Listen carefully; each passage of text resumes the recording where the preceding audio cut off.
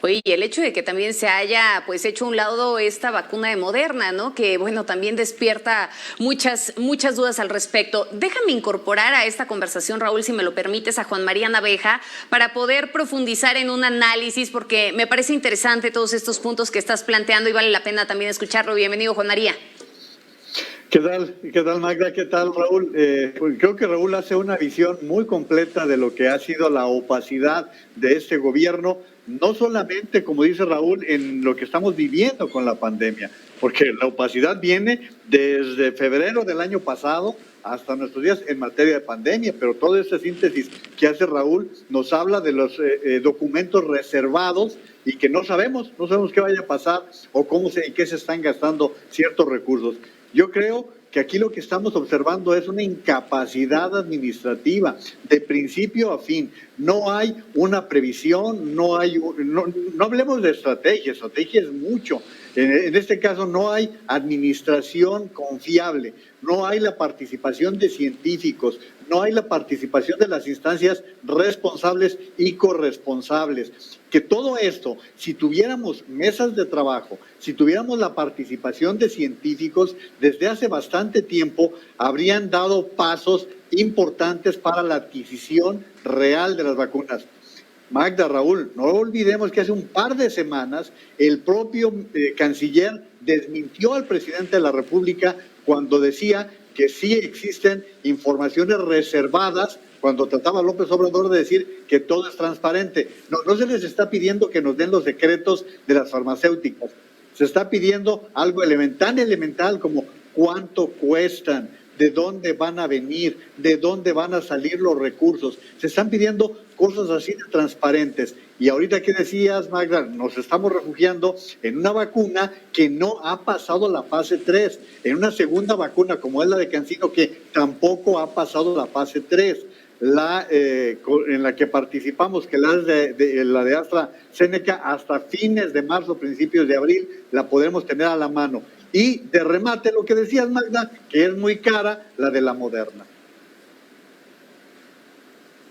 Que ese asunto de la fase 3 de pronto me queda un poco de duda al respecto y si me equivoco, por favor, corríjanme, de acuerdo a lo que en algún momento platicábamos con Javier Tello, nos decía que realmente ninguna de las vacunas ha pasado esta fase 3 y por eso se aprobaron por este uso de emergencia, ¿no? Sin embargo, pues sí existen los resultados de cuáles fueron las etapas previas que garantizan la eficacia como tal de las vacunas y que me parece que ese es el aspecto que hace diferente la Sputnik 5 al resto de las vacunas. Ahora bien, y abonando aparte de lo que comentas, Juan María, esta falta de transparencia podría estar encubriendo un mal funcionamiento de la estrategia en sí misma o de todo el proyecto de vacunación del manejo de pandemia. Y nada más para recordar, esta falta de transparencia incluso se ha dado en las vacunas para los recién nacidos, que sin duda seguimos sin tenerlas en el país. Hay muchos niños, muchos bebés que se están brincando una etapa importante en esta inoculación en cuanto a ciertas enfermedades que ya se tenían erradicadas y que a futuro pueden generar un problema mayúsculo en torno a la salud pública, Raúl. Estás poniendo limón a la herida, eso que acabas de decir.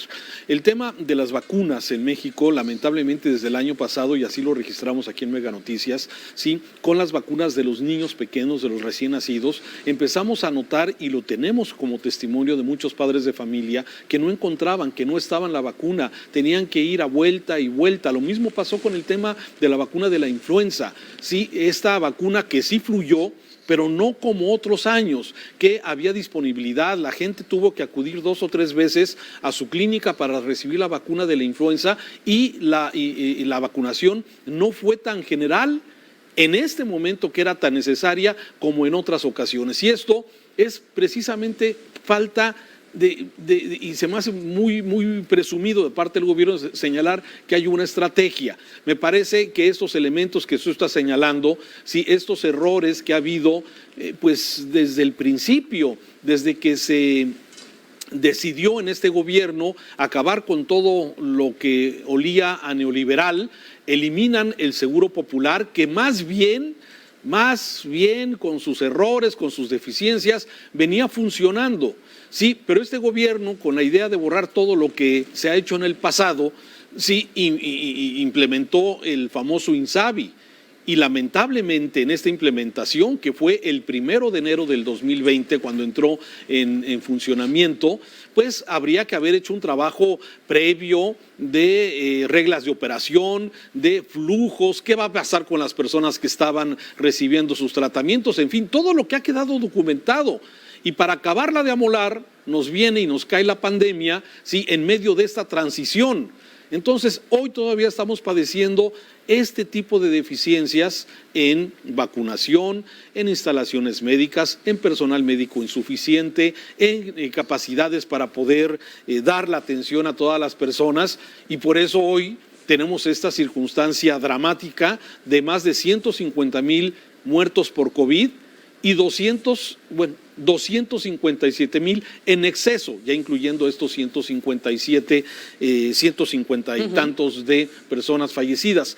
Esto nos habla, Magda, Juan María, pues de que hay un grave problema, pero parece que nos tapamos los ojos, nos tapamos los oídos y seguir repitiendo como taravilla a lo largo de las mañanas de que vamos bien, de que se están cubriendo las expectativas, cuando la realidad, las evidencias que has puesto sobre la mesa y que lo hacemos aquí en Mega Noticias y junto con otros medios de comunicación, nos dice otra cosa completamente.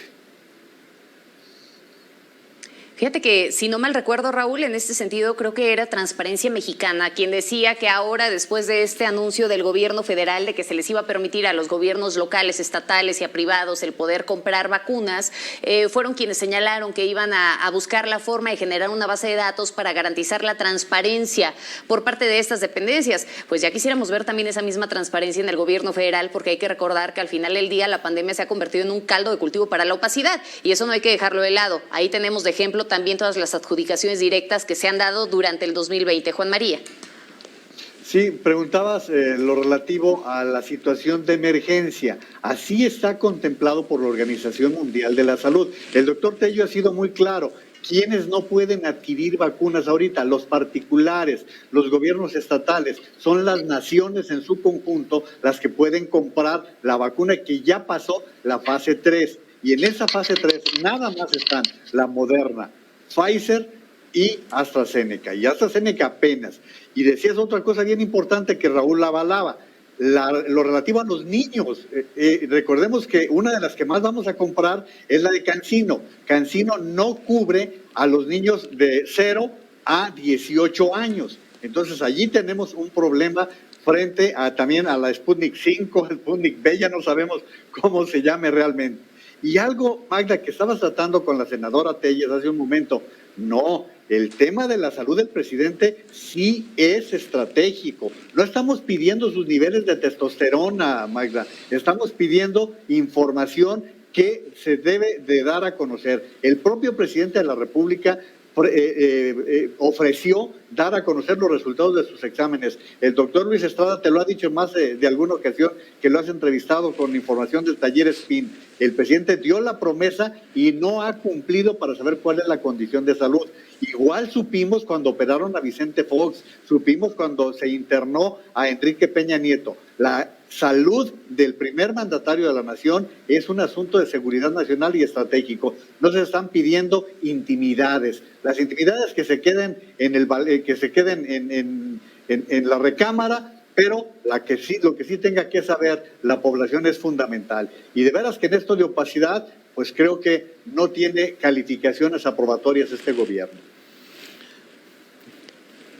Fíjate que dentro de esto que comentas, Juan María, justamente citando a Luis Estrada de SPIN, hasta ayer se estaban cumpliendo 554 días sin que López Obrador entregara sus análisis de salud. No es obligatorio, no es obligatorio, nadie se los pidió, de acuerdo a lo que cita Luis Estrada. Él mismo ofreció entregarlos en la conferencia del presidente el 23 de julio de 2019. Lo vamos a retuitear ahí a través de las redes sociales para que puedan tener esta información. Venía directamente de Luis Estrada. Raúl, ha sido un gusto poder compartir contigo, como siempre también contigo, Juan María. Nosotros nos despedimos, te cedemos el espacio, Raúl, porque sin duda hay mucho que analizar y mucha información también que abordar.